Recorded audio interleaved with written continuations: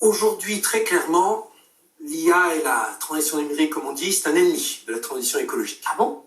Très clairement un ennemi, pour diverses raisons. D'abord parce que le rapport des forces n'est pas du tout équilibré, parce que les investissements au niveau du monde dans la transition écologique, qui se comptent seulement en centaines de milliards, alors que les investissements dans le numérique, qui se comptent en milliers de milliards. On n'est pas au même ordre de grandeur, mais aussi parce que ça a des impacts environnementaux considérables. L'intelligence artificielle, c'est très physique. Ça demande de l'extraction de ressources, ça demande beaucoup d'énergie, ça demande beaucoup d'eau. Rien de nouveau sous le soleil, si on peut dire. Quand on parle de choses dématérialisées, en fait, c'est très matériel. Et l'énergie est une obsession dans le secteur de la tech. L'énergie pour entraîner les grands algorithmes de discussion et tout ce que vous voulez.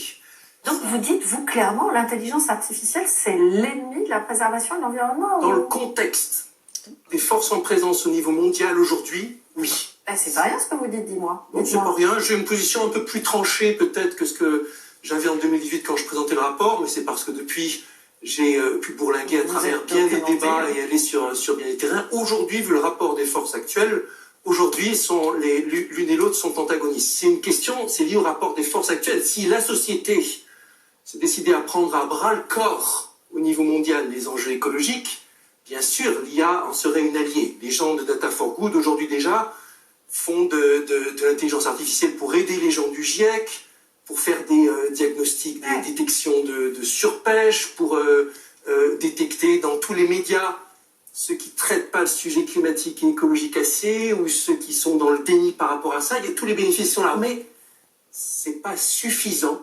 C'est pas suffisant pour faire la transition écologique, ni au niveau national ou européen, ni au niveau international. Bon, on attend. Là, vous disiez que c'est important que des gens sonnent l'alerte. C'est vous qui sonnez l'alerte. Clara Chapaz, Emmanuel